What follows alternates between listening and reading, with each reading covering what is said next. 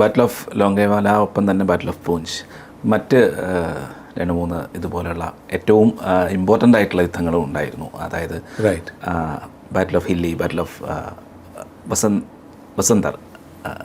അപ്പോൾ അതിനെക്കുറിച്ചും കൂടെ ഒന്ന്. വജിത്, ഈ ബാറ്റിൽ ഓഫ് ബസന്തർ ഉണ്ടല്ലോ, 1971 ഇൻഡോ പാക് വാറിലെ ഏറ്റവും വാശിയേറിയ ഒരു യുദ്ധമായിരുന്നു ബാറ്റിൽ ഓഫ് ബസന്തർ. അതിൻ്റെ ഒരു പ്രൂഫ്, ബാറ്റിൽ ഓഫ് ബസന്തറിൽ 1971 ആകെ കൂടെ അവാർഡ് ചെയ്യപ്പെട്ട 4 പരംവീർ ചക്രകളിൽ ഈ ബാറ്റിൽ ഓഫ് ബസന്തറിന് മാത്രമാണ് 2 പരംവീർ ചക്ര കൊടുത്തത്. ഒന്ന് മേജർ ഹോഷിയാർ സിംഗ്, 3 ഗ്രനേഡിയേഴ്സ്. മറ്റൊന്ന് സെക്കൻഡ് ലെഫ്റ്റനൻ്റ് അരുൺ കേന്ദ്രപാൽ, 17 പനഹോസ്. ഇതിൻ്റെ ഒരു ബാക്ക്ഗ്രൗണ്ട് ബാറ്റിൽ ഓഫ് ബസന്തറിൻ്റെ, നമ്മുടെ അടുത്ത് അന്ന് ഒരേ ഒരു സ്ട്രൈക്ക് കോറാണ് ഉണ്ടായിരുന്നത്, 1 കോർ. ഇന്ന് നമ്മളുടെ അടുത്ത് 3-ലധികം സ്ട്രൈക്ക് കോറുകളുണ്ട്. 1 കോർ, 2 കോർ, 21 കോർ. ഇതൊക്കെ സ്ട്രൈക്ക് കോറുകളാണ്. Strike core is meant for offensive operations. Okay. പഞ്ചാബിൽ ഷക്കർഗഡ് എന്ന് പറയുന്ന ഒരു സ്ഥലമുണ്ട്. അത് പാകിസ്ഥാൻ്റെ ഏരിയയാണ്. ആ ഷക്കർഗഡിൽ നിന്ന് ഒരു ബൾജ് ഇങ്ങനെയായിട്ട് വരുന്നുണ്ട്. ഈ ഷക്കർഗഡ് ബൾജിൽ കൂടെ അഥവാ എനിമി മുന്നോട്ട് വരികയാണെങ്കിൽ നമ്മുടെ രാഷ്ട്രത്തിൻ്റെ സെക്യൂരിറ്റിയെ അത് വളരെ ഗംഭീരമായിട്ട് ബാധിക്കും. കാരണം ഷക്കർഗഡ് ക്രോസ് ചെയ്താൽ അവർക്ക് പല ഓപ്ഷൻസ് ഉണ്ട്. പല ഓപ്ഷനിൽ ഏറ്റവും പ്രധാനം പഠാൻകോട്ടിൽ നിന്ന് ജമ്മു, ശ്രീനഗർ ആൻഡ് ബിയോണ്ട് ആ കംപ്ലീറ്റ് ഏരിയയെ സെർവ് ചെയ്യുന്നത് അന്ന് ഒരേ ഒരു നാഷണൽ ഹൈവേ ആണ്, ഒറ്റ നാഷണൽ ഹൈവേ. അതോ ഷക്കർഗഡ് ബൾജിൽ കൂടെ അവർ വന്ന് ഈ നാഷണൽ ഹൈവേ ഹിറ്റ് ചെയ്യുകയാണെങ്കിൽ നമുക്ക് കംപ്ലീറ്റ് ജമ്മു ആൻഡ് കാശ്മീർ എന്നേക്കുമായിട്ട് നമുക്ക് നഷ്ടപ്പെടും. That's number 1. നമ്പർ 2, ഈ ഷക്കർഗഡ് ബൾജ് ക്രോസ് ചെയ്ത് മുന്നോട്ട് വന്നാൽ ഇവർക്ക് പഠാൻകോട്ട് ക്യാപ്ചർ ചെയ്യാം. നമ്മുടെ അന്നത്തെ മെയിൻ ലോജിസ്റ്റിക് സപ്പോർട്ട് ബേസായിരുന്നു പഠാൻകോട്ട്. അവിടെ നിന്ന് അവർക്ക് വലത്തോട്ട് തിരിഞ്ഞാൽ അമൃത്സറിലേക്ക് പോകാം. അമൃത്സർ കഴിഞ്ഞാൽ പിന്നെ കംപ്ലീറ്റ് പഞ്ചാബ് ഓപ്പണായി. ഓക്കെ. സോ വളരെ വളരെ പ്രധാനപ്പെട്ട ഒരു ഏരിയയാണ് ഈ ഷക്കർഗഡ്. അതിൽ കൂടെ പാകിസ്ഥാൻ ആക്രമിക്കും, അതിന് സാധ്യതയുണ്ടെന്ന് മനസ്സിലാക്കിക്കൊണ്ട് തന്നെയാണ് നമ്മൾ 1 കോറിനെ അവിടെ ഡിപ്ലോയ് ചെയ്യാം എന്ന് തീരുമാനിച്ചത്. സോ നമ്മുടെ കണക്ക് പ്രകാരം പാകിസ്ഥാൻ അതിലെ ആക്രമിക്കും എന്ന് തന്നെയായിരുന്നു. അതിനെ ബേസ് ചെയ്തുകൊണ്ട് നമ്മളവിടെ 1 കോറിനെ പൊസിഷൻ ചെയ്തു. സോ 1 കോറിലെ ഫോർമേഷൻസ്, ജമ്മു കാശ്മീർ ഉണ്ടല്ലോ, അതിൽ ജമ്മുവിൽ അന്ന് 26 ഇൻഫൻട്രി ഡിവിഷൻ ഉണ്ടായിരുന്നത്. അമൃത്സറിൽ 15 ഇൻഫൻട്രി ഡിവിഷൻ. 1 കോറിലെ 3 ഡിവിഷൻസ് ഉണ്ട്.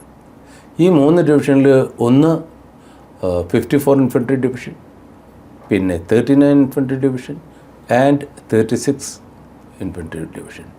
അവിടെ എന്ത് സംഭവിച്ചാലും ഈ കാര്യങ്ങൾ നേരിടാനായിട്ട് നമ്മുടെ അടുത്ത് 5 ഡിവിഷൻസ് ഉണ്ട്. ഒരു ഡിവിഷനിൽ റഫ്ലി 16,000 ട്രൂപ്സാണ് ഉണ്ടാവുക. സാധാരണ ഒരു ഇൻഫൻട്രി ഡിവിഷനിൽ ഇപ്പോൾ പലതരത്തിലുള്ള ഡിവിഷൻസ് ഉണ്ട്. ആർമേഡ് ഡിവിഷൻ ഉണ്ട്, റാപ്പിഡുകളൊക്കെ ഉണ്ട്. ഞാൻ സ്റ്റാൻഡേർഡ് ഇൻഫൻട്രി ഡിവിഷൻ്റെ കാര്യം പറയുന്നു. ഒരു സ്റ്റാൻഡേർഡ് ഇൻഫൻട്രി ഡിവിഷനിൽ 3 ഇൻഫൻട്രി ബറ്റാലിയൻ ഉണ്ടാവും. 3 ഇൻഫൻട്രി ബറ്റാലിയനെ കൂടാതെ ഒരു armed regiment, affiliated armed regiment ഉണ്ടാവും.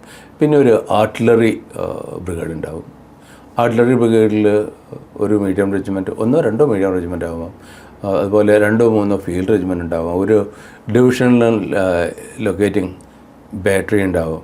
പിന്നെ AROP അറ്റാച്ച് ആയിട്ടുള്ള, AROP അഫിലിയേറ്റഡ് ആയിട്ടുള്ള AROP ഉണ്ടാവും. ഇങ്ങനെയൊക്കെയാണ് ഇതിൻ്റെ അറേഞ്ച്മെൻറ്റ്. ഇതെല്ലാം കൂടാതെ തന്നെ നമുക്ക് കുറേ മീഡിയം റെജിമെൻറ്റ് ആരായിട്ടും അഫിലിയേറ്റഡ് അല്ലാത്ത, അതായത് ഒരു ഫോർമേഷന് ആയിട്ട് ഡെഡിക്കേറ്റഡ് ആയിട്ട് അലോട്ട് ചെയ്യാത്തതായിട്ടുള്ള മീഡിയം റെജിമെൻറ്റ്സ് ഉണ്ടാവും. സോ അവരുടെ അലോട്ട്മെൻറ്റ് ആസ് ഓൺ റിക്വയർഡ് ബേസിസാണ്. സോ 5 ഡിവിഷൻസ് ഇടത്ത് ഭാഗത്ത്, അതായത് ഇപ്പോൾ നമ്മൾ ഷക്കർഗഡിനെ ഇങ്ങനെ ഫേസ് ചെയ്യുകയാണെങ്കിൽ 5 ഡിവിഷൻ ഇടത്ത് ഭാഗത്ത്, ഏറ്റവും ഇടത്ത് ഭാഗത്ത് 15 infantry division, defensive formation, holding formation. അതിൻ്റെ അടുത്ത് പിന്നെ 36 ഇൻഫൻട്രി ഡിവിഷൻ, പിന്നെ 39 ഇൻഫൻട്രി ഡിവിഷൻ. അതിൻ്റെ റൈറ്റ് സൈഡിൽ 54 ഇൻഫൻട്രി ഡിവിഷൻ. അതിൻ്റെ അങ്ങേഭാഗത്ത് എഗെയിൻ നമ്മളുടെ ഒരു ഹോൾഡിംഗ് ഫോർമേഷൻ ആയിട്ടുള്ള 26 ഇൻഫൻട്രി ഡിവിഷൻ. 1 കോർ പാകിസ്ഥാൻ വളരെ ഒരു പോർട്ടൻറ്റ് ഫോഴ്സാണ്, ആർമർ പ്രിഡോമിനൻ്റ്. വെസ്റ്റേൺ സെക്ടറിൽ നമ്മളും അവരും ഏറെക്കുറെ ഈവൻലി മാച്ച്ഡ് ആയിരുന്നു. ഇൻഫാക്റ്റ് അവർക്കായിരുന്നു അവിടെ കൂടുതലും ഫോഴ്സസ് ഉണ്ടായിരുന്നത്. ശരിക്കും നമ്മൾ 2 കൂട്ടരുടെയും ഫോഴ്സസിനെ പറ്റി ഒരു അനാലിസിസ് ചെയ്യുമ്പോൾ ദേ വർ സ്ട്രോങ്. അവരുടെ 1 കോറിൻ്റെ ഒഫൻസീവ് നമ്മൾ കാത്തിരുന്നു അവർ ഇങ്ങോട്ട് വരുന്നില്ല, അവർക്ക് എന്താ ചെയ്യേണ്ടുന്നില്ല, ശരിക്കും ഒരു അറിയുന്നില്ലായിരുന്നു. അങ്ങനെയാകുമ്പോൾ പിന്നെ നമ്മൾക്കൊരു ഒഫൻസീവ് ഏറ്റെടുക്കണം. ഒഫൻസീവ് ചെയ്തിട്ട് അവരുടെ ഏറ്റവും പ്രധാനപ്പെട്ട ഒരു ബേസാണ് സിയാൽകോട്ട്. സിയാൽകോട്ട് വരെ എത്താനുള്ള ഒരു കേപ്പബിലിറ്റി നമ്മുടെ ഹയർ ഫോർമേഷൻ കമാൻഡേഴ്സ് അന്ന് കാണുന്നുണ്ടായിരുന്നു. നമ്മൾ എന്താ ഉദ്ദേശിച്ചെന്നറിയോ? അഥവാ ഈ ഇവരുടെ 1 കോർ നമ്മൾ ആക്രമിക്കുകയാണെങ്കിൽ, ഇപ്പോൾ ലേഔട്ട് ഞാൻ പറഞ്ഞല്ലോ, 15, 36, 39, 54.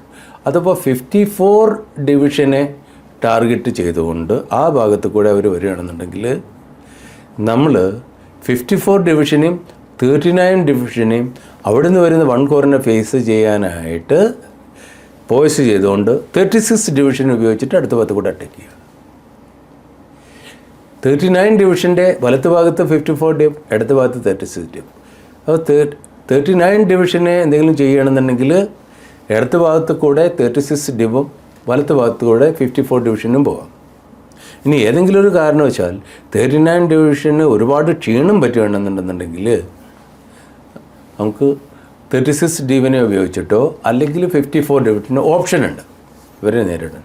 ഇതായിരുന്നു നമ്മളുടെ ഒരു ബേസിക് പോയ്സിങ്. യുദ്ധം തുടങ്ങി 54 infantry division top most. Holding ഫോർമേഷനെ പറ്റി ഇനി ഞാൻ പറയുന്നില്ല. 15 ഇൻഫൻട്രി ഡിവിഷനെ പറ്റിയിട്ടോ 26 ഇൻഫൻട്രി ഡിവിഷനെ പറ്റി അവർക്ക് അവരുടേതായിട്ടുള്ള ഓപ്പറേഷൻസ് ഉണ്ടായിരുന്നു. പക്ഷേ അവർ ഇവിടുത്തെ ഈ യുദ്ധത്തിൽ ഇവർ ഇൻവോൾവ് ആയിട്ടില്ല. സോ നമ്മൾ ഇങ്ങനെ പോയ്സ് ചെയ്തുകൊണ്ട് ഇരിക്കുമ്പോൾ അവരുടെ ആക്ഷനൊന്നും കാണാതെ നമ്മൾ അറ്റാക്ക് ചെയ്യാമെന്ന് തീരുമാനിച്ചു. ഈ അറ്റാക്കിനായിട്ട് 3 ഡിവിഷനും നമ്മൾ എംപ്ലോയ് ചെയ്തു. ഈ 3 ഡിവിഷനെ എംപ്ലോയ് ചെയ്തതിൽ 54 ഡിവിഷന് ടാസ്ക് കൊടുത്ത ഒരു ടാസ്ക്കായിരുന്നു ബാറ്റിൽ ഓഫ് ബസന്തർ. അതായത് ബസന്തർ റിവർ ക്രോസ് ചെയ്യുക. ബസന്തർ റിവർ ക്രോസ് ചെയ്തിട്ട് സിയാൽകോട്ടിനെ ലക്ഷ്യമാക്കിയിട്ട് നമ്മുടെ ഓപ്പറേഷനെ പ്രോഗ്രസ് ചെയ്യുക എന്നുള്ളതായിരുന്നു. ഈ ഓപ്പറേഷന് 54 ഇൻഫൻട്രി ഡിവിഷൻ്റെ ഒരു ബ്രിഗേഡ്, അതായത് 47 ഇൻഫൻട്രി ബ്രിഗേഡ്, അതിനെയാണ് നമ്മൾ ബസന്തർ റിവറിൻ്റെ എക്രോസ് അങ്ങേ ഭാഗത്തേക്ക്, അതായത് വെസ്റ്റേൺ ഭാഗത്തേക്ക് നമ്മൾ നിയോഗിച്ചത്. ഇനി അവിടുത്തെ പ്രത്യേകത, അവിടെ ഇതുവഴി തന്നെ ഈ റിവറിൻ ടെറൈൻ മാതിരിയുള്ള കനാൽസ് ഉണ്ട്. അവിടെ കനാൽസ് ഉണ്ട്. ഓക്കെ, ഈ കനാലിൻ്റെ ഇതിനെ കൂടെ ആക്രമിക്കുക എന്ന് പറയുന്നത് വളരെ വളരെ ബുദ്ധിമുട്ടുള്ള ഒരു കാര്യമാണ്. ഡീപ്പ് കനാൽസാണ് ഈ കനാലുകളെല്ലാം. ഈ കനാലിനെ ക്രോസ് ചെയ്തിട്ട് വേണം നമുക്ക് മുന്നോട്ട് പോകാനായിട്ട്. അപ്പോൾ ഇനിയിപ്പോൾ കനാലായാലും ശരി, റിവറായാലും ശരി, ഈ റിവറിൻ്റെ 2 സൈഡിലും അവരുടെ ഏരിയ ആണല്ലോ, അവരുടെ ഏരിയ കാരണം അവർക്ക് ഈ 2 സൈഡിലും ഇവർക്ക് ടാങ്കുകൾ വയ്ക്കാം. ഇനി ഈ എന്താ പറയുക, മൈൻസ് വയ്ക്കാം. മൈൻസ് 2 തരത്തിലുണ്ട്. ഒന്ന് ആൻറ്റി പേഴ്സണൽ മൈൻ, ഒന്ന് ആൻറ്റി ടാങ്ക് മൈൻ. മൈൻസ് 2 തരത്തിലുള്ള മൈൻസ് ഞാൻ പറഞ്ഞു. ഇനി ഈ ആൻറ്റി പേഴ്സണൽ മൈൻ തന്നെ രണ്ട് തരത്തിലുണ്ട്. ഒന്ന് ഫ്രാഗ്മെൻറ്റേഷൻ മൈനാണ്. ഈ ഫ്രാഗ്മെൻറ്റേഷൻ മൈൻ പൊട്ടിത്തെറിച്ച കുറേ ആൾക്കാരെ ന്യൂട്രലൈസ് ചെയ്യാൻ പറ്റും. വേറെ NMM14 എന്ന് പറയുന്ന ഒരു മൈനുണ്ട്. ആ മൈൻ ഒരു ആളെ ആണ് ആൾ കഴിച്ചിട്ട് നമ്മളതിൻ്റെ മീതെ ചവിട്ടുക, അത് തെറിക്കും, നമ്മുടെ കാല് പോകും, അല്ലെങ്കിൽ നമ്മൾ മരിച്ചു പോകും. ഇതാണ്. സോ ഈ 47 ഇൻഫൻട്രി ഡിവിഷനിൽ അതിൽ 3 ഇൻഫൻട്രി ബറ്റാലിയൻസാണ് ഉണ്ടായിരുന്നത്. ഈ 3 ഇൻഫൻട്രി ബറ്റാലിയൻ, ഒന്ന് 16 മദ്രാസ്, മറ്റൊന്ന് 6 മദ്രാസ് ആൻഡ് മൂന്നാമത്തത് 3 ഗ്രനേഡിയേഴ്സ്. ഇവരുടെ സപ്പോർട്ടിനായിട്ട് 17 ഹോഴ്സ് എന്ന് പറയുന്ന ഒരു ആർമഡ് റെജിമെൻ്റ് ഉണ്ടായിരുന്നു. ഇന്ത്യൻ ആർമഡ് കോറിലെ ഏറ്റവും പ്രശസ്തമായ റെജിമെൻ്റാണ് 17 പുന ഹോഴ്സ്. ലഫ്റ്റനൻറ്റ് കേണൽ ഹനൂജ് സിംഗ് ആയിരുന്നു അതിൻ്റെ commanding officer.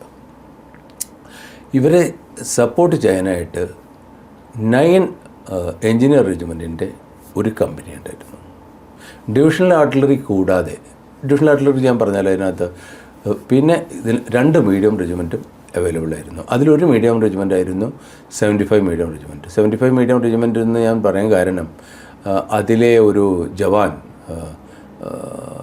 Driver mechanical transport Premachandran ആ യുദ്ധത്തിൽ കൊല്ലപ്പെട്ടു. അങ്ങനെ കുറേ വർഷങ്ങൾക്ക് ശേഷം ഈയിടെയായിട്ട് അദ്ദേഹത്തിൻ്റെ വീട്ടിൽ കുറച്ച് പട്ടാളക്കാരെ തെരഞ്ഞു വരികയും അങ്ങനെ പ്രേമചന്ദ്രൻ്റെ ഇൻവോൾവ്മെൻറ്റിനൊക്കെ പറ്റി പറഞ്ഞ് അവിടെ പെരിങ്ങോട്ടുകരയിൽ ഒരു വലിയ ഫംഗ്ഷൻ നടക്കുകയൊക്കെ ഉണ്ടായി. ഓക്കെ, 47 ഇൻഫൻട്രി ഡിവിൻ്റെ 47 ഇൻഫൻട്രി ബ്രിഗേഡിൻ്റെ കമാൻഡർ ഡിസൈഡ് ചെയ്തത് വലത്ത് ഭാഗത്ത്, അതായത് നമ്മളിങ്ങനെ ഈ വസന്ത റിവൽ നോക്കുകയാണെങ്കിൽ വലത്ത് ഭാഗത്ത് 16 മദ്രാസ്, തെക്ക് ഭാഗത്ത് 3 ഗ്രനേഡിയേഴ്സ്. ഈ 2 ബറ്റാലിയൻസും വേണം ആദ്യമായിട്ട് അറ്റാക്ക് ചെയ്യാനായിട്ട്. ഈ അറ്റാക്ക് ചെയ്യുമ്പോൾ ഇപ്പോൾ ഒരു റിവർ ഒബ്സ്റ്റക്കിളാണെങ്കിൽ ഞാൻ പറഞ്ഞല്ലോ 2 ഭാഗത്ത് ഒരു മൈൻ ഫീൽഡ് വയ്ക്കാൻ സാധ്യതയുണ്ട്. ഇത് റിസർവായിട്ട് 6 മദ്രാസിനെ ഡീറ്റെയിൽ ചെയ്തു. അതിൻ്റെ ഒപ്പം തന്നെ 17 മദ്രാസ്. അപ്പം നമ്മൾ ഒരു ഇതുമാതിരി ഒരു ഒബ്സ്റ്റക്കിൾ, റിവർ ഒബ്സ്റ്റക്കിൾ ക്രോസ് ചെയ്യുകയാണെങ്കിൽ ഇപ്പോൾ അതിന് ഒരു പ്രത്യേക മെത്തേഡുണ്ട്. ആ റിവറിനെ നമ്മൾ ക്രോസ് ചെയ്താൽ അതിൻ്റെ മുന്നോട്ട് പോയിട്ട് ഡെഫിനറ്റ്ലി അവിടെ മൈൻഫീൽഡ് ഉണ്ടാവും. അവിടെ നമ്മൾ ഒരു ബ്രിഡ്ജ് ഹെഡ് എസ്റ്റാബ്ലിഷ് ചെയ്യുക എന്ന് പറയും. ഈ ബ്രിഡ്ജ് ഹെഡ് എന്ന് പറയുന്ന ഒരു സെമി സർക്കുലർ ഫാഷനിലായിരിക്കും. ഇൻഫൻട്രി ഈ മൈൻ ഫീൽഡിൽ കൂടെ അസോൾട്ട് ചെയ്തിട്ട് കാഷ്വാലിറ്റി ഉണ്ടാവും, ഷുവറായിട്ട് കാഷ്വാലിറ്റി ഉണ്ടാവും. ഈ മൈൻ ഫീൽഡിൻ്റെ മുന്നിൽ കൂടെ പോയിട്ട് അവിടെ പോയിട്ട് ഡിപ്ലോയ് ചെയ്യണം. സോ 9 മദ്രാസിന് കൊടുത്ത ഏരിയ, ആ ഏരിയയുടെ പേര് സരാജ് ചക്ക് എന്ന് പറയുന്ന ഒരു വില്ലേജാണ് സരാജ് ചക്ക്. അവിടെ 2 റിസർവ് ഫോറസ്റ്റ് ഉണ്ടായിരുന്നു. ഒന്ന് ലലിയാലി റിസർവ് ഫോറസ്റ്റ്, മറ്റൊന്ന് ഗാജിപ്പൂർ റിസർവ് ഫോറസ്റ്റ്. ഇതിൻ്റെ പേരുകൾ പറയാൻ കാരണം ഈ പിന്നീട് വരുന്ന ബാറ്റിൽ ഇത് റെലവൻ്റാണ്. ഇടത്ത് ഭാഗത്ത് ജർപ്പാൽ എന്ന് പറയുന്ന ഒരു ഗ്രാമമുണ്ടായിരുന്നു. അവിടെയാണ് 3 ഗ്രനേഡിയേഴ്സിൻ്റെ ടാസ്ക്. ഡിസംബർ 15-ാം തീയതി ആയിരുന്നു ഇവിടെ അറ്റാക്ക് ചെയ്യാൻ പ്ലാൻ ഉണ്ടായിരുന്നത്. അപ്പോൾ പ്ലാൻ അനുസരിച്ച് വൈകുന്നേരം 7:30 മണിക്ക് 1930 hours സരാജ് ചക്കിനെ ആക്രമിക്കാനായിട്ട്, അതായത് അതിനെ അസോൾട്ട് ചെയ്യാനായിട്ട് 16 മദ്രാസിനുണ്ട് ടാസ്കും. 9:30 ജർപ്പാലിനെ അറ്റാക്ക് ചെയ്യാനായിട്ട് 3 ഗ്രനേഡിയേഴ്സിന് ടാസ്ക്. പറഞ്ഞ പോലെ തന്നെ ആർട്ടിലറിയുടെ ബരാജ് തുടങ്ങി നമ്മൾ ആർട്ടിലറിയുടെ ബരാജ് കഴിഞ്ഞു. 16 മദ്രാസ് സരാജ് ചക്കിനെ ആക്രമിച്ചു. ആ പൊസിഷൻ നമ്മൾ ക്യാപ്ചർ ചെയ്തു. അതായത് ബസന്ത റിവറിൻ്റെ അങ്ങേ ഭാഗത്ത്. ആർമർ അപ്പോൾ ഇൻഡക്റ്റ് ആയിട്ടില്ല. ഓക്കെ, അവിടുന്ന് 2 മണിക്കൂർ കഴിഞ്ഞപ്പോൾ നമ്മൾ ഈ ജർപ്പാൽ എന്ന് പറയുന്ന ആ ലൊക്കേഷനെ ത്രീ ഗ്രനേഡേഴ്സ് എന്ന് പറയുന്ന ഇൻഫൻട്രി ബറ്റാലിയൻ വെച്ചിട്ട് അവിടെ അറ്റാക്ക് ചെയ്തു. അവരും സക്സസ്ഫുള്ളായിരുന്നു. പ്ലാനിനനുസരിച്ച് ഈ സരാച്ചക്കിൻ്റെ വിക്ടറിയും അല്ലെങ്കിൽ അവിടുത്തെ ഓപ്പറേഷൻ്റെ സക്സസ്സും ഈ ജർപ്പാലിൻ്റെ സക്സസ്സും കഴിഞ്ഞാൽ ഈ 6 മദ്രാസ് ബറ്റാലിയനെ ഇൻഡക്റ്റ് ചെയ്യുക, എന്നിട്ട് ഇതിന് രണ്ടിനും ഇടയ്ക്കുള്ള ഗ്യാപ്പ് ഫില്ല് ചെയ്യുക. സോ ഒബ്വിയസ്ലി ഇവിടെ ഇങ്ങനെ നമ്മൾ അറ്റാക്ക് ചെയ്ത ഈ ലൊക്കേഷൻ ക്യാപ്ചർ ചെയ്താൽ പാകിസ്ഥാൻ കൗണ്ടർ അറ്റാക്ക് ചെയ്യും ഉറപ്പായിട്ടും. ഇവർക്ക് ഓപ്പോസിറ്റായിട്ട്, ഞാൻ ഈ പറഞ്ഞ ഏരിയയ്ക്ക് ഓപ്പോസിറ്റായിട്ട് അവിടെ പാകിസ്ഥാൻ്റെ ഒരു ഇൻഫൻട്രി ബ്രിഗേഡ് ഉണ്ടായിരുന്നു. ആ ഇൻഫൻട്രി ബ്രിഗേഡിൻ്റെ അഫിലിയേറ്റഡ് ആർമഡ് റെജിമെൻ്റ് ഉണ്ടായിരുന്നു. അതുകൂടാതെ വേറെ 2 ആർമഡ് റെജിമെൻ്റ് ഉണ്ടായിരുന്നു. ഇനി അതും പോരാഞ്ഞിട്ട് ഒരു ഇൻഡിപെൻഡൻറ്റ് ആർമഡ് ബ്രിഗേഡ് ഉണ്ടായിരുന്നു. ഈ ഇൻഡിപെൻഡൻറ്റ് ആർമഡ് ബ്രിഗേഡിൽ അതിലും 2 ആർമഡ് റെജിമെൻ്റ് ഉണ്ടായിരുന്നു. ഒരു ആർമഡ് ഇൻഫൻട്രി ബറ്റാലിയൻ, നമ്മുടെ മെക്കനൈസ്ഡ് ഇൻഫൻട്രി ബറ്റാലിയൻ എന്ന് പറയുന്ന പോലെയാണ് അവരുടെ ഈ ആർമഡ് ഇൻഫൻട്രി ബറ്റാലിയൻ. അതിൽ ടാങ്കുകളുടെയും പിന്നെ ഈ BMP എന്നൊക്കെ പറയുന്ന പോലെ ട്രൂപ്പ് കാരിയേഴ്സാണ്, അത് ട്രാക്ക് ട്രൂപ്പ് കാരിയേഴ്സ്, അതിൻ്റെ ഒരു മിക്സാണ്. അപ്പോൾ അവർ വളരെ ഹെവി ഹെവിലി എക്യുപ്ഡ് ആയിരുന്നു. Armour based. ആർമറിന് ഭയങ്കര സ്പീഡും മൊബിലിറ്റിയാണല്ലോ. ഇൻഫൻട്രിക്കാർക്ക് ആർമറിനെ ഒരിക്കലും ഒറ്റയ്ക്ക് പിടിച്ചു നിർത്താൻ പറ്റില്ല. ആർമറിനെ നേരിടാനായിട്ട് ആർമർ വേണം, ടാങ്കിനെ നേരിടാനായിട്ട് ടാങ്ക് വേണം. ഏതുവരെ ടാങ്ക് ഈ സീനിലെത്തുന്നില്ല അതുവരെ ഇൻഫൻട്രി ഏറ്റവും വളറബിളാണ്. കാരണം പ്ലെയിൻ ഏരിയയാണ്. ഈ പ്ലെയിൻ ഏരിയയിലേക്ക് ആ ടാങ്കുകൾക്ക് പെട്ടെന്ന് വന്ന് ഇവരെ മുഴുവനെ ന്യൂട്രലൈസ് ചെയ്യുക. ഈ കംപ്ലീറ്റ് ബ്രിഡ്ജറ്റിനെ ഡിഫീറ്റ് ചെയ്തിട്ടുണ്ടെന്നുണ്ടെങ്കിൽ ഭയങ്കരമായിട്ട് കാഷ്വാലിറ്റി ഉണ്ടാവും. നമുക്ക് ആ ലൊക്കേഷൻ വിട്ടിട്ട് ഇങ്ങോട്ടേക്ക്, അതായത് പസന്ത റിവറിൻ്റെ ഇങ്ങേ ഭാഗത്തേക്ക് തിരിച്ചു വരേണ്ട ആവശ്യമുണ്ടാവും. സോ പറഞ്ഞ പോലെ സരാച്ചക്ക് നമ്മൾ പിടിച്ചെടുത്തു, ജർപ്പാൽ നമ്മൾ പിടിച്ചെടുത്തു. സരാച്ചക്കിൻ്റെ ആ അറ്റാക്കിൽ 16 മദ്രാസിലെ ഒരു ഹവിൽദാർ സോമസ് ഫിലിപ്പോസ് എന്ന് പറയുന്ന അദ്ദേഹത്തിൻ്റെ പെർഫോമൻസ് എക്സെപ്ഷനായിരുന്നു. 4 ബങ്കറുകളിലാണ് ഫിലിപ്പോസിൻ്റെ പ്ലട്ടൂൺ ക്യാപ്ചർ ചെയ്തത്. ഫിലിപ്പോസ് ഇഞ്ചേർഡായി. പക്ഷേ 4 ബങ്കറും പിടിച്ചെടുക്കുന്നത് വരെ ഫിലിപ്പോസ് പിന്മാറിയില്ല. Havildar Thomas Philipose was the only Malayali to be awarded Mahavir Chakra during 1971 operation. And the battalion, 16 Madras, did an exemplary job. ഈ 2 ബറ്റാലിയനും ഈ ബ്രിഡ്ജറ്റിൽ എസ്റ്റാബ്ലിഷ് ആയിട്ടില്ല. അതിനു മുമ്പ് തന്നെ ഇവരുടെ മേലേക്ക് പാകിസ്ഥാൻ്റെ ആർമഡ് ഫോറിൻ്റെ അറ്റാക്ക് വന്നു, ടാങ്കുകളുടെ അറ്റാക്ക് വന്നു. ആ സമയത്ത് അപ്പോൾ ഈ ടാങ്കുകൾക്ക് ക്രോസ് ചെയ്യണമെന്നുണ്ടെന്നുണ്ടെങ്കിൽ ഈ മൈൻ ഫീൽഡിൽ കൂടെ സേഫ് ലെയിൻ ഉണ്ടാക്കണം. ഇപ്പോൾ 2 തരത്തിലുള്ള ത്തിലുള്ള ഈ മൈൻ ഫീൽഡ് ബ്രിഡ്ജുണ്ട്. ഒന്ന് കൈകൊണ്ടുള്ള ബ്രിഡ്ജ്, ഒന്ന് ട്രോൾ ടാങ്ക്സ് വെച്ചിട്ടുള്ള ഇത്. മൈൻഡ് യു, ഈ മൈൻ ഫീൽഡ് ഉണ്ടല്ലോ, ഇത് 1400 മീറ്റർ ഡീപ്പാണ്. 1400 മീറ്റർ എന്നുവെച്ചാൽ 1.4 കിലോമീറ്റർ ഡീപ്പിൽ മൈൻ ഫീൽഡ് വെച്ചിരിക്കുകയാണ് ഇവരുടെ. ഇത് ബ്രീച്ച് ചെയ്തിട്ട് ഇതിൽ കൂടെ ഒരു സേഫ് ലൈൻ ഉണ്ടാക്കണമെന്നുണ്ടെന്നുണ്ടെങ്കിൽ കുറേ സമയമെടുക്കും, കുറേ സമയമെടുക്കും. ഈ 9 എഞ്ചിനീയർ റെജിമെൻറ്റിൻ്റെ ആൽഫ കമ്പനി, അതായത് A കമ്പനിക്കാണ് ഈ ടാസ്ക് ഉണ്ടായിരുന്നത്. അതിൻ്റെ ഇൻചാർജ് ഒരു മേജർ BR ചൗധരി എന്ന് പറയുന്ന ഒരു ഓഫീസറായിരുന്നു.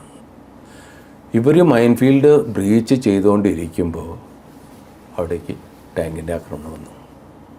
ടാങ്കിൻ്റെ ആക്രമണം വന്നെന്നുണ്ടെന്നുണ്ടെങ്കിലും ഈ എഞ്ചിനീയർ കമ്പനി അവരുടെ മൈൻ ബ്രീച്ചിങ് നിർത്തിയില്ല. സോ അവർ അറ്റാക്ക് ചെയ്തു. BR ഈ കമ്പനി കമാൻഡർ ഇത്രയധികം ഇവരുടെ മീതെ ഷെല്ലിങ് ഉണ്ടായിട്ടും ടാങ്കിൻ്റെ ആക്രമണം ഉണ്ടായിട്ട് ബ്രീച്ചിങ് നിർത്തിയില്ല. But major Chaudhary became a martyr. He was later on awarded a Mahavir Chakra engineer റെജിമെൻറ്റിന് 1971 യുദ്ധത്തിൽ 1 മഹാവീർ ചക്രയും 3 വീർ ചക്രയും 4 സേനാവെള്ളം കിട്ടി. എൻജിനീയേഴ്സിന് ഏറ്റവും ഡെക്കറേറ്റഡ് ആയിട്ടുള്ള റെജിമെൻറ്റാണ് ഇവരുടെ. സോ ഇങ്ങനത്തെ ഒരു ക്രിട്ടിക്കൽ സിറ്റുവേഷനാണ് ഇപ്പോൾ. അവർ സിറാജ് ചെക്കിനെയും ജർപ്പാളിനെയും എയിം ചെയ്തിട്ട് വരുന്നു. ആ സമയത്ത് ഇതിൻ്റെ മൈൻ ഫീൽഡിൻ്റെ മാർക്കിങ് കഴിഞ്ഞ് കുറച്ച് മാത്രമേ ഇതായിട്ടുള്ളൂ. CO 17 ഹോസ് ലെഫ്റ്റനൻറ്റ് കേണൽ ഹനൂജ് സിംഗ് ഒരു ഡിസിഷൻ എടുത്തു. അയാൾ പറഞ്ഞു മൈൻ ഫീൽഡ് ബ്രീച്ച് ആയാലും ഇല്ലെങ്കിലും ശരി എൻ്റെ. അങ്ങനെയും ഈ ടാങ്കുകൾ സിംഗിൾ ലൈനായിട്ട് ക്രോസ് ചെയ്യാണ്. സിംഗിൾ ലൈനായിട്ട് നമ്മുടെ ടാങ്കുകൾ അതിൻ്റെ 17 പൂന ഹോഴ്സിൻ്റെ സി സ്ക്വാഡിനെയാണ് ഇവിടേക്ക് ഇൻഡക്റ്റ് ചെയ്തത്. ഒരു സ്ക്വാഡിനിൽ 14 ടാങ്കുകളാണ് ഉണ്ടാവുക. ഈ സ്ക്വാഡിനെ ഒരു സ്ക്വാഡൻ അതിനെ 4 ആയിട്ടാണ് ഡിവൈഡ് ചെയ്യുക. ഒരു സ്ക്വാഡനിൽ 4 ട്രൂപ്പുകൾ, ഒരു ട്രൂപ്പിൽ 3 ടാങ്കുകൾ, പിന്നെ 2 കമാൻഡുകൾ. അപ്പോൾ 14 ടാങ്കുകളായല്ലോ. അന്നത്തെ ടാങ്കുകൾ ഏതായിരുന്നു നമ്മുടെ? ഏത് അന്നത്തെ നമ്മുടെ ടാങ്കുകൾ? നമ്മുടെ അടുത്ത് ബേസിക്കലി ഷെർമൻ ടാങ്കുകളായിരുന്നു. ഓക്കെ അവരുടെ അടുത്തുള്ളത് പാറ്റേൺ ആണ്. അതെ, പാറ്റേൺ ടാങ്കുകളായിരുന്നു അവരുടെ അടുത്തുണ്ടായിരുന്നത്. അങ്ങനെ നമ്മൾ ഈ ടാങ്കുകളിൽ നിന്ന് 2 ട്രൂപ്പിനെ ആദ്യം ഇൻഡക്റ്റ് ചെയ്തു. സിംഗിൾ ലൈനായിട്ടാണ് പോകുന്നത്. ഭാഗ്യവശാൽ ടാങ്കുകളൊന്നും കാഷ്വാലിറ്റി ഇല്ല. ഈ ടാങ്കുകൾ ക്രോസ് ചെയ്യുമ്പോൾ ഞാൻ നേരത്തെ 2 റിസർവ് ഫോറസ്റ്റിൻ്റെ കാര്യം പറഞ്ഞു, ലലിയാൽ ആൻഡ് ഗാജിപ്പൂർ. ഇവർ ക്രോസ് ചെയ്തുകൊണ്ടിരിക്കുമ്പോൾ ഈ ഗാജിപ്പൂർ റിസർവ് ഫോറസ്റ്റ് എന്ന ഈ സിറാജ് ചക്കിലുള്ള സിസ്റ്റൻ മദ്രാസിൻ്റെ ഇതിലേക്ക് അറ്റാക്ക് വന്നുകൊണ്ടിരിക്കുകയാണ്. വിവരം അറിയിച്ച ഉടനെ തന്നെ ഈ 2 ട്രൂപ്പുകളും അവരുടെ ഒരു റെജിമെൻ്റാണ്, ഒരു 1 ഫുൾ റെജിമെൻറ്റ് വാസ് കമ്മിങ്, അവരെ ഫേസ് ചെയ്തു. ഒരു ഗംഭീരമായിട്ടുള്ള ആർമർ ടു ആർമർ ബാറ്റിൽ നടന്നു. പക്ഷേ അവർക്ക് പാകിസ്ഥാനികൾക്ക് മനസ്സിലായി ഇവരായിട്ട് പിടിച്ചു നിൽക്കാൻ പറ്റില്ല. അവർ വിഡ്രോ ചെയ്തു. അവരോട് വിഡ്രോ ചെയ്തു. 3 ഗ്രനേഡിയേഴ്സിൻ്റെ ആക്ഷൻ. 3 ഗ്രനേഡിയേഴ്സ് ജർപ്പാൾ എന്ന് പറയുന്ന സ്ഥലത്താണ് അറ്റാക്ക് ചെയ്തിട്ട് ആ സ്ഥലം ക്യാപ്ചർ ചെയ്തത്. 3 ഗ്രനേഡിയേഴ്സിൻ്റെ മീതെ വളരെ വളരെ ശക്തിയായിട്ടുള്ള ഒരു അറ്റാക്കാണ് പാകിസ്ഥാൻ അഴിച്ചുവിട്ടത്. അതിനവർ ടാങ്കിനെയും ഇൻഫൻട്രിയും ഉപയോഗിച്ചു. അതിൻ്റെ ചാർലി കമ്പനി, C കമ്പനിയുടെ കമാൻഡിങ് ഓഫീസറായിരുന്നു മേജർ ഹോഷിയാർ സിംഗ് ദയ്യ എന്ന് പറയുന്ന ഓഫീസർ. ധീരനായുള്ള മനുഷ്യൻ. റാങ്ക്സിൽ നിന്നാണ്, അതായത് ജവാനായിട്ട് മിലിറ്ററി ചേർന്നു, അവിടുന്ന് കമ്മീഷൻ കിട്ടി ഓഫീസറായിട്ട്. ധീരനായുള്ള മനുഷ്യൻ, ഒരു വളരെ പോപ്പുലറായിട്ടുള്ള ഒരു ഓഫീസർ. ഈ കമ്പനിയുടെ മീതെ ഒരു ഫുൾ ഇൻഫൻട്രി ബ്രിഗേഡാണ് അറ്റാക്ക് ചെയ്തത്. അതും 4 തവണ. റിപ്പീറ്റഡ് അറ്റാക്സ് പല ഡയറക്ഷനിൽ നിന്നും ഈ കമ്പനിയുടെ മീതെ. ചുരുക്കി പറയട്ടെ, ഒരു വിധത്തിലും എനിമിക്ക് ഇവരെ കീഴടക്കാൻ പറ്റില്ല എന്നുള്ളതാണ് അതിൻ്റെ ഒരു വലിയ ഒരു പ്രത്യേകത. ഒരു ട്രെഞ്ചിൽ നിന്ന് വേറൊരു ട്രെഞ്ചിലേക്ക് ക്രോൾ ചെയ്ത് പോവുക, അവിടെ നിന്ന് മറ്റൊരു ട്രെഞ്ചിലേക്ക് ക്രോൾ ചെയ്ത് പോയിട്ട് ജവാന്മാരെ മോട്ടിവേറ്റ് ചെയ്യുക, ജവാന്മാർക്ക് തക്കതായിട്ടുള്ള നിർദ്ദേശങ്ങൾ കൊടുത്തുകൊണ്ടിരിക്കുക. ഇതൊക്കെയായിരുന്നു ഹോഷിയാർ സിംഗ് ചെയ്തുകൊണ്ടിരുന്നത്. എല്ലാ കമാൻഡേഴ്സും ചെയ്യുന്ന കാര്യങ്ങൾ അങ്ങനെ തന്നെയാണ്. പക്ഷേ ഹോഷിയാർ സിംഗിനെ സംബന്ധിച്ചിടത്തോളം 3 തവണ അദ്ദേഹത്തിന് വെടികൊള്ളുകയാണ്. Thrice he got hit. He was bleeding. നിൽക്കാൻ പറ്റില്ല, നടക്കാൻ പറ്റില്ല. അവിടെ നിന്ന് ക്രോള് ചെയ്തുകൊണ്ടാണ് അദ്ദേഹം ഒരു ട്രെഞ്ചിൽ നിന്ന് വേറെ ഒരു ട്രെഞ്ചിലേക്ക് പോകുന്നത്. ആർമേഡ് ടാങ്ക്സ് അവിടെ എത്തി അവിടുത്തെ സിറ്റുവേഷൻ സ്റ്റെബിലൈസ് ചെയ്യുന്നത് വരെ ഹോഷിയാർ സിംഗ് നമ്മുടെ സോൾജേഴ്സിനെ നയിച്ചുകൊണ്ടിരുന്നു, അവർക്ക് നേതൃത്വം കൊണ്ടിരുന്നു. പിന്നീട് അദ്ദേഹത്തെ ഇവാക്യുവേറ്റ് ചെയ്തു. ധീരതയ്ക്കുള്ള പരംവീർ ചക്ര അവാർഡ് കിട്ടിയ ഒരു ഓഫീസറാണ്. ഇൻഫാക്റ്റ് 1971 വാറിൽ 4 പരംവീർ ചക്ര കിട്ടിയെന്ന് ഞാൻ പറഞ്ഞു. അതിൽ ജീവനോടെ ഇരുന്ന ഒരേ ഒരു ഓഫീസറാണ് മേജർ ഹുഷാർ സിംഗ്. ജർപ്പാളിൽ എനിമിയുടെ ഇത്ര ശക്തമായിട്ടുള്ള ആക്രമണം ഉണ്ടായപ്പോൾ അവർക്ക് പിടിച്ചു നിൽക്കാൻ പറ്റാതായപ്പോൾ അവിടെ ആർമർ ഇല്ല. അപ്പം ബാക്കിയുള്ള ആർമറിനെ നേരിട്ടുകൊണ്ടിരിക്കുകയാണ്. റീഎൻഫോഴ്സ്മെൻറ്റിനായിട്ട് ഒരു റിക്വസ്റ്റ് ചെയ്തപ്പോൾ CO-17 പൂന ഹോഴ്സ് അവരുടെ മുന്നോട്ട് പോയിട്ടുള്ള ആ സ്ക്വാഡൻ ഉണ്ടല്ലോ, ആ സ്ക്വാഡനിലെ ആൽഫ സ്ക്വാഡനാണ് മുന്നോട്ട് പോയിട്ടുള്ളത്. മേജർ അജയ് സിംഗ് ആയിരുന്നു അതിൻ്റെ OC. അദ്ദേഹത്തിനോട് പറഞ്ഞു ഒരു ട്രൂപ്പിനെ 3 ഗ്രനേഡ്സിന് സപ്പോർട്ട് ചെയ്യാനായിട്ട് ലോഞ്ച് ചെയ്യാനായിട്ട് പറഞ്ഞു. സോ ആ ട്രൂപ്പിൽ 3 ഓഫീസേഴ്സാണ് ഉണ്ടായിരുന്നത്. ട്രൂപ്പിൽ വെച്ചാൽ 3 ടാങ്ക്. ഒന്ന് ക്യാപ്റ്റൻ അൽവാലിയ, മറ്റൊന്ന് second lieutenant Ahlawat, and third one was second lieutenant Khetarpal, Arun Khetarpal. ഇവർ 3 പേരും എഴുതുന്നുണ്ടായിരുന്നത്. എനിമിയുടെ ഒരു ഫുൾ സ്ക്വാഡൻ, 13 ലാൻസേഴ്സിൻ്റെ ഒരു ഫുൾ സ്ക്വാഡനാണ് ഇവർക്കെതിരായിട്ട് വന്നത്. അതിൻ്റെ പിന്നിൽ വേറെ ആർമർ വരുന്നുണ്ട്. ഏറ്റവും ആദ്യം അവർ ഹെഡ് ചെയ്തത്, അതായത് സ്ക്വാഡൻ ഹെഡ് ചെയ്തത് ഇതിൽ ഈ ഞാൻ പറയില്ല അലാവത്തിൻ്റെ ടാങ്കിനെയാണ്. അലാവത്തിൻ്റെ ടാങ്കിനെ ഫേസ് ചെയ്തുകൊണ്ടിരിക്കുമ്പോൾ അലാവത്തിൻ്റെ ഫയറിങ് വഴി സിംഗിൾ ടാങ്കാണ്, അവരുടെ 2 ടാങ്കുകൾ നോക്കൗട്ടായി. ഈ 2 ടാങ്കുകൾ നോക്കൗട്ടായി കഴിഞ്ഞ ഉടനെ തന്നെ അലാവത്തിൻ്റെ ടാങ്കിനൊരു ഹിറ്റ് കൊണ്ടു. ആ ടാങ്ക് ഇമ്മൊബിലൈസായി. അലാവത്ത് ഒരു കാഷ്വാലിറ്റിയായിട്ട് മരിച്ചില്ല ആ സമയത്ത്. അടുത്തതായിട്ട് അവർ നേരിട്ടത് ഈ ട്രൂപ്പിൻ്റെ കമാൻഡർ ആയിരുന്നു ക്യാപ്റ്റൻ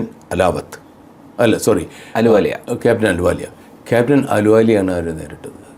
ക്യാപ്റ്റൻ അലുവാലിയും ഇതേപോലെ തന്നെ 2 ടാങ്കുകളെ ന്യൂട്രലൈസ് ചെയ്തു. 3ാമത്തെ ടാങ്കിനെ ന്യൂട്രലൈസ് ചെയ്യാനായിട്ട് ശ്രമിച്ചുകൊണ്ടിരിക്കുന്ന സമയത്ത് അദ്ദേഹത്തിൻ്റെ ടാങ്ക് ഗൺ ടാങ്കും ജാമായിട്ട് ഒരടി മുന്നോട്ട് പോകാൻ പറ്റുന്നില്ല. ആ ടാങ്കിനും ഒരു ഹിറ്റ് കൊണ്ടു. Ahluwalia was injured. സോ അവരുടെ 5 ടാങ്ക് പോയി. ആ സ്ക്വാഡിൽ അവരുടെ ടോട്ടൽ 14 ടാങ്കുകളുണ്ടായിരുന്നു. ഒരു സ്ക്വാഡിൽ ഞാൻ പറഞ്ഞിരുന്നു നേരത്തെ 13 ടാങ്കുകളുണ്ടാവുന്നു. ഇതിൽ 14 ടാങ്കുകളുണ്ടായിരുന്നു. So 9 tanks remaining. ഇനി ആകെ കൂടെ നമ്മുടെ അടുത്ത് ഒരേ ഒരു ടാങ്ക് മാത്രമേ ഉള്ളൂ. അതായത് സെക്കൻഡ് ലെഫ്റ്റനൻറ്റ് അരുൺ കേത്രപാലിൻ്റെ ടാങ്കുകളാണ്. ഈ ടാങ്കുകളിൽ അപ്പോൾ അവരുടെ ഈ 9 ടാങ്കുകൾ ഉണ്ടായിരുന്നല്ലോ, അതിൽ 4 ടാങ്കുകൾ ഇമ്മൊബിലൈസ് ആയിട്ടുണ്ടായിരുന്നു ഓൾറെഡി. 5 ടാങ്കുകളാണ് ഇവൻ്റെ നേരേക്ക് വരുന്നത്. ഈ 5 ടാങ്കുകൾ ആദ്യത്തെ 2 ടാങ്കിനെയും കേത്രപാൽ നോക്കൗട്ട് ചെയ്തു. Remaining 3 tanks. ഈ 2 ടാങ്കുകളെ നോക്കൗട്ട് ചെയ്ത ഉടനെ തന്നെ കേത്രപാലിൻ്റെ ടാങ്കിൻ്റെ മീതെ ഒരു ഹിറ്റ് കൊണ്ടു. അന്ന് ഫ്ലെയിം വരാൻ തുടങ്ങി, തീജ്വാലയുടെ പുറത്തോട്ട് വരാൻ തുടങ്ങി. And still moved. ഫ്ലാങ്കിൽ കൂടെ പോയി അടുത്ത 2 ടാങ്കിനെയും ഹിറ്റ് ചെയ്തു. ഈ 2 ടാങ്കുകളെ ഹിറ്റ് ചെയ്യുമ്പോൾ ഇവൻ്റെ ടാങ്കിന് 2ാമത്തെ ഹിറ്റ് കൊണ്ടു. ഇനി അതോടുകൂടി ടാങ്കിൻ്റെ ട്രാക്ക് പോയി. ഇനി നീങ്ങില്ല, ടാങ്ക് നീങ്ങില്ല. സോ ഇവനോട് ട്രൂപ്പിൻ്റെ കമാൻഡർ ഉണ്ടല്ലോ, ട്രൂപ്പിൻ്റെ കമാൻഡർ പറഞ്ഞു ഇതിനകത്ത് ഫ്ലെയിം വന്നുകൊണ്ടിരിക്കുകയാണ്. അദ്ദേഹം കേത്രപാലിനോട് പറഞ്ഞു അരുൺ ലീവ് ദ ടാങ്ക് പറഞ്ഞു. കാരണം അതിനകത്ത് ഒന്നും ചെയ്യാൻ പറ്റില്ല. ഇവൻ പറഞ്ഞു sir I will not leave my tank. Famagusta എന്നായിരുന്നു ആ ടാങ്കിൻ്റെ പേര്. ഫാമാഗുസ്ത എന്നായിരുന്നു ആ ടാങ്കിൻ്റെ പേര്. സോ ഇവൻ പറഞ്ഞു സർ ഞാൻ എന്തായാലും ടാങ്കിനെ ഉപേക്ഷിക്കില്ല. ഇത്രയും പറയുമ്പോഴത്തേന് പാകിസ്ഥാൻ്റെ 13 ലാൻസിലെ ഒരു ആ സ്ക്വാഡൻ കമാൻഡർ ഉണ്ടല്ലോ, അയാൾ മുന്നോട്ട് വന്നു. അരുൺ കേത്രപാലിൻ്റെ നിന്ന് വെറും 75 മീറ്റർ ദൂരത്തിൽ എത്തി. രണ്ടുപേരും ഒരേ സമയത്ത് ഫയർ ചെയ്തു. അരുൺ കേത്രപാലും ഫയർ ചെയ്തു, അവരുടെ സ്ക്വാഡൻ കമാൻഡർ അയാളും ഫയർ ചെയ്തു. റൈറ്റ്. മുഹമ്മദ് നിസാർ എന്നായിരുന്നു സ്ക്വാഡൻ കമാൻഡറുടെ പേര്. രണ്ടുപേരും അങ്ങോട്ടും ഇങ്ങോട്ടും ഫയർ ചെയ്തു. രണ്ടുപേരുടെ ടാങ്കുമ്പിലും ഷോട്ടുകൾ കൊണ്ടു. പക്ഷേ അരുൺ കേത്രപാലിൻ്റെ ടാങ്ക് കൊണ്ട് ആ ഹിറ്റുണ്ടല്ലോ, ദാറ്റ് പ്രോഡ് ഫാറ്റൽ. അതിനു മുമ്പ് തന്നെ അപ്പോൾ ഈ രണ്ടാമത്തെ ഹീറ്റ് കൊണ്ടല്ലോ, രണ്ടാമത്തെ ഹീറ്റ് കൊണ്ടപ്പോൾ ടാങ്കിൻ്റെ ഡ്രൈവറും ഗണ്ണറും മരിച്ചുപോയി. പിന്നെ ബാക്കിയുള്ളത് ഡ്രൈവറും ഗണ്ണറും ഓപ്പറേറ്ററും കാഷ്വാലിറ്റിയായി. ഇനി ഡ്രൈവറും കേത്രപാലും മാത്രമേ ബാക്കിയുള്ളൂ. കേത്രപാലിൻ്റെ ഹിറ്റ്, മൂന്നാമത്തെ ഹിറ്റ് കൊണ്ടപ്പോൾ ഇവൻ കുറച്ച് വെള്ളം ആവശ്യപ്പെട്ടു. ഡ്രൈവർ പുറത്തോട്ട് ചാടിയിട്ട് അതിൻ്റെ മീതെ ഉണ്ടായിരുന്ന ഫ്ലെയിം ഉണ്ടല്ലോ, ആ ഫ്ലെയിം കെടുത്തി വെള്ളമായിട്ട് വരുമ്പോഴത്തേന് ആ വെള്ളം കുടിക്കാൻ പറ്റില്ല. So Arun Khetarpal became a casualty. He became a martyr. He died. And he was only 21 years old at that time. He was awarded the Paramveer Chakra. 21 വയസ്സ്. അരുൺ കേത്രപാലിൻ്റെ ആ ഒരു ഓപ്പറേഷൻ, ആ ഓപ്പറേഷൻ സെല്ലുലോയിഡിലേക്ക് പകർത്തി ഇക്കിസ് എന്ന് പറയുന്നൊരു മൂവി ഈ കൊല്ലം റിലീസാവുണ്ടായി. ഇത് എങ്ങനെയാണ് ഇത്രയും വ്യക്തമായിട്ട് ഈ കഥ, ഈ സംഭവം പുറത്തോട്ട് വന്നതെന്നറിയണ്ടേ. അരുൺ കേത്രപാലിൻ്റെ അച്ഛൻ ഒരു ബ്രിഗേഡിയറായിരുന്നു ഇന്ത്യൻ ആർമിയിൽ, ബ്രിഗേഡിയർ ML കേത്രപാൽ. അദ്ദേഹം പാകിസ്ഥാനിൽ സർഗോദ എന്ന് പറയുന്ന സ്ഥലത്താണ് ജനിച്ചത്. 2002 ML Khetarpal, brigadier ML Khetarpal decided to go and visit his old village. അങ്ങനെ സമ്മതമൊക്കെ വാങ്ങിച്ച് പോകാൻ തീരുമാനിച്ചു. പാകിസ്ഥാൻ ഗവൺമെൻറ് പെർമിഷൻ കൊടുത്തു. അങ്ങനെ കേത്രപാൽ, ബ്രിഗേഡിയർ കേത്രപാൽ അവിടെ ചെല്ലുകയാണ്. ഒരു ഓഫീസർ മുന്നോട്ട് വന്നു. അദ്ദേഹം പറഞ്ഞു, I will conduct the brigadier പറഞ്ഞു. സോ അവിടുന്ന് അവർ ക്ലിയറൻസ് കൊടുത്തു. And he went to Pakistan. അവിടെ ചെന്നപ്പോൾ ഒരു ഓഫീസർ അയാൾ ആരാണെന്ന് ഐഡൻറ്റിഫൈ പോലും ചെയ്തില്ല. റിസീവ് ചെയ്തു. അങ്ങനെ എല്ലായിടത്തും പോയി, സർഗോദയിൽ പോയി, അയാളുടെ ഗ്രാമത്തിൽ പോയി.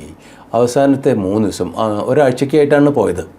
അവസാനത്തെ 3 ദിവസം ഇദ്ദേഹം പറഞ്ഞു, അദ്ദേഹം ബ്രിഗേഡിയറായിട്ടാണ് റിട്ടയർ ആയത് കേട്ടോ പാകിസ്ഥാനിലെ. അയാൾ പറഞ്ഞു, ലാസ്റ്റ് 3 ദിവസം എൻ്റെ വീട്ടിൽ. അങ്ങനെ വീട്ടിൽ പോയി. ഇയാൾ പറഞ്ഞു ഒന്നും വേണ്ട. പക്ഷേ അയാൾ സമ്മതിച്ചില്ല. വീട്ടിൽ ചെല്ലുമ്പോൾ എല്ലാവരും ഭയങ്കരമായിട്ട് ടെൻഷനാണ് വീട്ടിൽ. ഒരു സാധാരണയിൽ കൂടുതലുള്ള ഒരു ഒരു സ്വീകരണം, അത് നമുക്കറിയാമല്ലോ, സംതിങ് എക്സ്ട്രാ ഓർഡിനറി. ലാസ്റ്റിൽ ഇയാൾക്ക് എന്തോ സംശയമായി, ബ്രിഗേഡിയർ കേത്രപാലിന് എന്തോ സംശയമായി. അപ്പോൾ ഈ ബ്രിഗേഡിയർ നിസാർ അദ്ദേഹം പറഞ്ഞു, സാബ് മൈ കുച്ച് കബൂൽ കർണ ചാഹത്താ ഹൂം. കബൂൽ എന്ന് വെച്ചാൽ just want to confuse something. ചോദിച്ചു എന്താ? അദ്ദേഹം പറഞ്ഞു, സർ, ഞാനാണ് അങ്ങയുടെ മകനെ കൊന്നത്. ഇയാൾക്കാകെ കൺഫ്യൂഷനായി. അപ്പോൾ അദ്ദേഹം കംപ്ലീറ്റ് കഥ പറയാണ്. എന്നിട്ട് അദ്ദേഹം പറഞ്ഞു, നോക്കൂ, അന്ന് എനിക്ക് അറിയില്ലായിരുന്നു ഈ അരുൺ കേത്രപാൽ വെറും 21 വയസ്സായിട്ടുള്ള ഒരു പയ്യനാണെന്ന്. അന്ന് ഞാൻ എൻ്റെ രാഷ്ട്രത്തിനും കേത്രപാൽ അവൻ്റെ രാഷ്ട്രത്തിനുമായിട്ട് പൊരുതായിരുന്നു. രണ്ടുപേരും ഒരേ സമയത്ത്, കംപ്ലീറ്റ് കഥ അദ്ദേഹം ഡിസ്ക്രൈബ് ചെയ്തിട്ട് പറയാൻ, രണ്ടുപേരും ഒരേ സമയത്ത് ഫയർ ചെയ്തു. എനിക്ക് ജീവിച്ചിരിക്കാനും അരുണിന് ഒരു മാർട്ടിയറാവാനുമായിരുന്നു വിധി പറഞ്ഞു. യാതൊരു ഫീലിങ്ങും ഇല്ല, ഒന്നുമില്ല. അങ്ങനെയാണ് ഈ കഥ, മുഴുവൻ കഥയും. അല്ലെങ്കിൽ നമുക്ക് ഇത്ര അറിയില്ല, കാരണം അതിൽ വേറെ ആരും ബാക്കിയില്ലല്ലോ. അരുൺ കേത്രപാലിൻ്റെ അതിൽ നിന്ന് ഈ കഥ പറയാനായിട്ട് ആരുമില്ല. എൻ്റെ അറിവിൽ ആ ഡ്രൈവറുണ്ടല്ലോ, ഡ്രൈവർ കാഷ്വാലിറ്റി ആയിട്ടുണ്ടായിരുന്നു. ആ ഡ്രൈവർ പിന്നീട് സർവൈവ് ആയില്ല എന്നാണ് അറിഞ്ഞത്. വ്യക്തമായിട്ട് നമുക്കറിയില്ല. ഇതാണ് ബാറ്റിൽ ഓഫ് ബസന്തർ. ബാറ്റിൽ ഓഫ് ബസന്തറിൽ പാകിസ്ഥാന് യാതൊന്നും തന്നെ ചെയ്യാൻ പറ്റില്ല. ഒരു കംപ്ലീറ്റ് കോറിനെ തടഞ്ഞു വയ്ക്കുകയായിരുന്നു ഇന്ത്യൻ ആർമി. അവർ വേറെ യാതൊന്നും ചെയ്തില്ല. അത് കഴിഞ്ഞ് പിന്നെ ഇവിടുത്തെ ഇത് കഴിഞ്ഞ് യുദ്ധം കുറച്ച് മുന്നോട്ട് പ്രോഗ്രസ്സായി. മൈൻഡ് യു, ഈ സംഭവം നടക്കുന്നത് ഡിസംബർ 16-ാം തീയതിയാണ്. ഡിസംബർ 16-ാം തീയതിയാണ് സീസ് ഫയർ നടക്കുന്നത്. ആ സമയത്ത് നമ്മൾ we are very well poised. നമ്മൾക്ക് അന്ന് വേണമെങ്കിൽ സിയാൽകോട്ടിനെ ആക്രമിച്ച് പിടിച്ചെടുക്കായിരുന്നു. But that didn't happen. Ceasefire പ്രഖ്യാപിച്ചു and the battle ended that way. This is battle of ബസന്തർ.